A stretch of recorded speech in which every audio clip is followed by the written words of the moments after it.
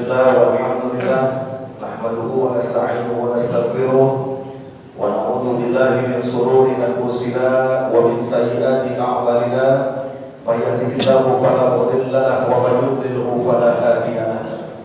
Asyhadu an la ilaha illallah wahdahu la syarika lahu wa asyhadu anna sayyidana Muhammadan abduhu wa rasuluhu alladzi la nabiyya ba'dahu. Allahumma salli wa sallim wa barik ala hadha nabiyil karim sayyidil anbiya'i wal mursalin sayyidina wa habibina wa syafi'ina wa qurrati a'yunina wa maulana nabiyyina Muhammadin wa ala alihi tahirin tayyibin wa ashabihi al-ghurril mayamin wa man tabi'ahum bi ihsanin ila yaumiddin, amma ba'du. Hadirin jamaah sholat zuhur yang mudah-mudahan kita semua senantiasa mendapatkan curahan rahmat dan barokah dari Allah Subhanahu wa taala. Pertama dan yang paling utama, mari kita panjatkan segala puja dan puji syukur kita kehadiran Allah Subhanahu wa taala, Tuhan semesta alam yang telah banyak memberikan nikmat kepada kita semua. Di antaranya nikmat sehat, nikmat panjang umur, dan ada nikmat yang sangat besar Allah karuniakan untuk kita, yaitu nikmatul iman dan nikmatul Islam. Sehingga pada kesempatan ini kita dapat melangkahkan kaki kita menuju masjid yang kita cintai untuk melaksanakan kewajiban kita selaku umat Islam, yaitu sholat zuhur, dan dilanjutkan dengan thalabul ilmi. Mudah-mudahan kita semua senantiasa mendapatkan ilmu yang bermanfaat untuk bekal dari dunia hingga akhirat. Amin ya rabbal alamin. Bapak Ibu hadirin wal hadirat rahimakumullah. Hari ini saat ini kita ada di Syahrul Mubarak, yaitu bulan yang penuh dengan keberkahan, yaitu Syahrul Rajab. Di mana bulan Rajab di dalamnya ada satu peristiwa yang sangat fenomenal yang Allah abadikan di dalam Al-Qur'anul Karim, yaitu peristiwa Isra dan Mi'rajkannya Nabi kita tercinta Nabi besar Muhammad sallallahu alaihi wasallam. Ayatnya populer, ayatnya sudah sering dengar oleh kita. Untuk cari keberkahan, kita bacakan ayatnya. Bismillahirrahmanirrahim. Subhanalladzi asra bi 'abdihi lailan minal masjidil haram ilal masjidil aqsa alladzi barakna hawlahu linuriyahu min ayatina innahu huwas sami'ul basir. Shadaqallahul azim. Kata Allah Subhanalladzi Maha Suci Zat. Siapa yang zat yang Maha Suci? Tidak lain tidak bukan Allah Subhanahu wa ta'ala. Asra yang telah memperjalankan. Jadi peristiwa Isra dan Mi'raj ini mutlak kehendak Allah, bukan keinginan kita punya nabi. Kenapa? Karena Allah yang memperjalankan kita punya nabi. Siapa yang diperjalankan? Bi'abdihi, yaitu hambanya. Karena menggunakan kalimat bi'abdihi, abdun, berarti Rasulullah Isra dan Mi'raj itu biruhihi wa jasadihi. Roh dan jasadnya, bukan cuma rohnya atau cuma jasadnya, enggak, tapi kedua-duanya. Maka menggunakan kalimat bi'abdi. Kapan waktunya perjalanan Isra dan Mi'raj itu? Lailan, yaitu di malam hari, bukan di siang, bukan di pagi, bukan di sore. Tapi peristiwa Isra dan Mi'raj dulu yang pernah dialami oleh Nabi kita tercinta Nabi besar Muhammad sallallahu alaihi wasallam itu waktunya di malam hari. Lalu kemudian berapa lama itu perjalanan Isra dan Mi'raj? Para ulama berbeda pendapat. Pendapat yang pertama, karena lailan itu dzaraf zaman, artinya pasti ada waktu, maka hanya beberapa jam. Karena Rasulullah itu tiba lagi, ada yang mengatakan para ulama itu subuh sampai lagi, yaitu ke kediamannya atau di kota Mekah setelah melangsungkan peristiwa Isra dan Mi'raj. Ada lagi yang mengatakan enggak lama, enggak berjam-jam. Bahkan hadis dari Siti Aisyah radhiyallahu anha itu tempat tidurnya Rasulullah masih hangat. Jadi Nabi kembali dari peristiwa Isra Mi'raj itu tempat tidurnya tuh masih hangat. Nah maka ketika kita memahami peristiwa Isra dan Mi'raj ibadah perjalanan yang begitu jauh minal Masjidil Haram di kota Mekah ilal Masjidil Aqsa yaitu di Palestina sekarang dulu Syam, lalu dilanjutkan Mi'raj langit 1, langit 7 sampai ke Arsy, sampai ke Sidratul Muntaha, bahkan beliau diperlihatkan berbagai macam hal yang beliau lihat saat itu. Nah ini kalimat bi'abdihi dan lain-lain ini yang perlu kita pertegas. Begitu cepatnya perjalanan yang begitu jauh ditempuh oleh Nabi kita tercinta Nabi besar Muhammad Sallallahu Alaihi Wasallam, maka pantas. Kenapa? Karena kalimatnya bi'abdihi. Bi'abdihi itu kalau kita belajar ilmu nahwu itu jar majrur, huruf jarnya itu bi. Bi itu artinya bimusahabah. Bimusahabah itu artinya menyertai, menemani. Jadi ketika kita memahami peristiwa Isra dan Mi'raj, yang pertama andai kata membutuhkan waktu beberapa jam, karena ini menggunakan seseknya Allah Subhanahu wa Ta'ala. Pakai sesek manusia aja dari sini ke Surabaya pakai mobil tuh kurang lebih sekarang ada tol Cipali 20 jam. Pakai pesawat yang seseknya nggak tahu berapa itu sesek itu kurang lebih 1,5 jam. Itu seseknya manusia. Belum pakai ulang alik, pakai Apollo mungkin lebih cepat lagi. Wah ini pakai seseknya Allah, sehingga tidak ada yang tahu kecuali Allah Subhanahu wa Ta'ala. Perjalanan begitu jauh ditempuh beberapa jam. Itu kalau pakai waktu. Andai kata lain tidak diartikan waktu hanya malam hari saja, tapi waktunya nggak tahu berapa jam, berapa menit.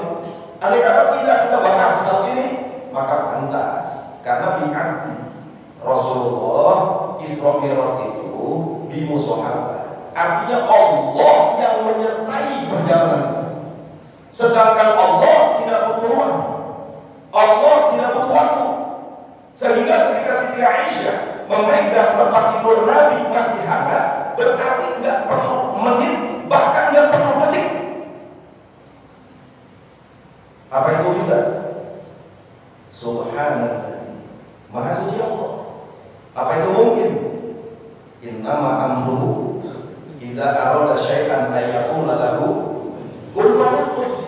Wa usallaki perjalanan yang begitu jauh yang paling sering kita dengar bagaimana Ashabul Kahfi tidur di gua 309 tahun.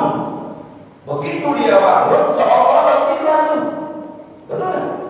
Artinya dilompet sama Allah waktunya. Ini semua tidak lain tidak bukan Allah ingin menunjukkan kemahakuasaan. Maka di ayat ini Allah memberi penjelasan peristiwa Isra dan Mi'raj.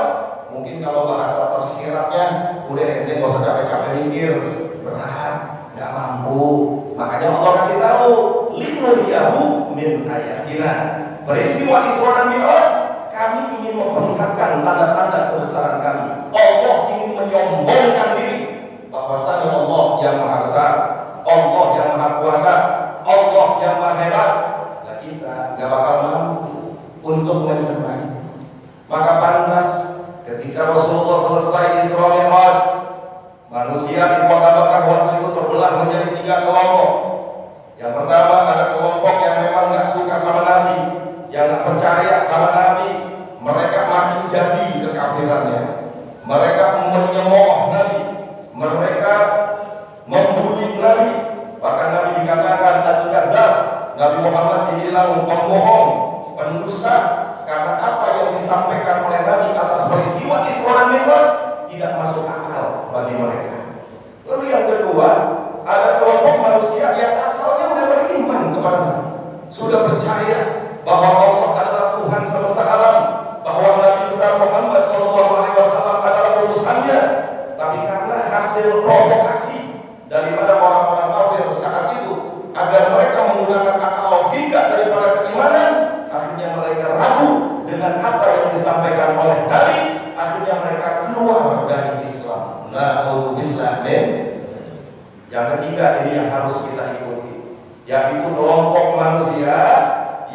imannya mantap, mendengarkan peristiwa Isra dan Mi'raj yang Nabi sampaikan, diterima dengan iman dulu. Diterima dengan iman dulu. Akhirnya mantap imannya. Diwakili oleh siapa? Sayyidina Abu Bakar As-Siddiq radhiyallahu anhu. Bahkan beliau pun provokasi. Hei Abu Bakar, apa betul kau percaya sama ucapan Muhammad tuh? Kita kan bolak-balik dari sini ke sana, naik kuda, pulang pergi 1 bulan. Itu kalau kudanya sehat. Gimana kalau kudanya stroke itu? 1 bulan pulang pergi.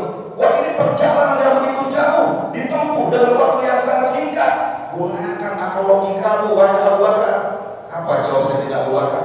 Ketika diprovokasi keimanannya, beliau jawab, andai kata Muhammad bercerita lebih jauh dari ini, lalu saddiquhu, saya tetap yakin apa yang disampaikan oleh Muhammad. Subhanallah. Iman seperti ini yang harus ada di dalam sambungan kita. Artinya kita bisa ambil petik pelajaran bahwa dalam mengarungi kehidupan di dunia ini banyak provokasi-provokasi yang ingin menghancurkan keimanan kita.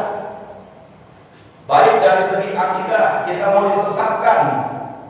Begitu pula dari urusan akhirat, kita mau dijerumuskan. Maka Allah pesan, wala tamutunna illa wa antum muslimun. Jangan mati kecuali tetap dalam keadaan muslim. Nah, di dalam rangkaian peristiwa Isra dan Mi'raj, Nabi diperlihatkan oleh Allah beraneka macam hal. Di antaranya kita punya Nabi diperlihatkan surga dan neraka. Gak ada Nabi yang lain diajak sama Allah suruh lihat surga. Gak ada Nabi yang lain sama Allah diajak suruh lihat neraka. Kalau Nabi Adam bukan diajak, memang pernah menjadi penduduk surga. Tapi kita punya Nabi diperlihatkan di surga. Di akhir tausiah yang singkat ini, Allah ciptakan neraka dan Allah ciptakan surga. Apa dasarnya? Dasarnya la ilaha illallah. Dengan la ilaha illallah Allah ciptakan surga. Dengan la ilaha illallah Allah ciptakan neraka. Barang siapa yang pada waktu hidup sampai akhir hayatnya mempertahankan kalimat la ilaha illallah, meyakini tidak ada Tuhan kecuali Allah Subhanahu wa taala, maka dia punya potensi masuk ke dalam surga. Alhamdulillah. Tapi sebaliknya, mereka yang tidak percaya atas Allah sebagai Tuhan, maka siap-siap dia akan dimasukkan ke dalam neraka. Jadi surga neraka itu ujiannya yaitu la ilaha illallah. Pegang kuat-kuat ini kalimat, masuk surga. Mengabaikan apalagi menolak, alhamdulillah, maka dia kesempatannya masuk ke neraka. Dan oleh karenanya ibadah Allah, di dalam hidup yang sebentar ini, jagalah keimanan, tingkatkan keimanan kita, laksanakan segala perintah-perintah Allah, hindari semua segala larangan-larangan Allah, agar kita menjadi manusia-manusia yang dicintai oleh Allah Subhanahu wa taala. Bukan hanya diri kita saja yang kita perhatikan, qu anfusakum wa ahlikum nar. Diri kita pun kita perhatikan, anak kita, istri kita, cucu kita, mungkin kerabat, teman dan semuanya. Wa tawassaw bil haqq wa tawassaw bis sabr.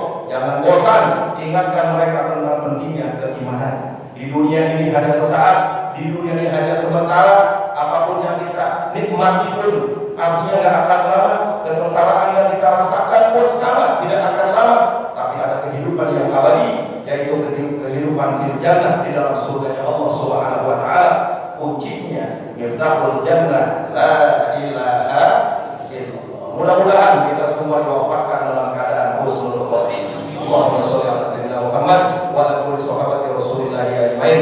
Allahumma rabbana zalamna anfusana wa illam taghfir lana wa tarhamna lanakunanna minal khasirin. Allahumma barik lana fi Rajab wa Sya'ban wa ballighna Ramadan wa hasil maqasidana bi rahmatika ya arhamar rahimin. Rabbana atina fid dunya hasanah wa fil akhirati hasanah wa qina adzabannar. Wa akhiru da'wana alhamdulillahi rabbil alamin. Terima kasih atas segala perhatiannya.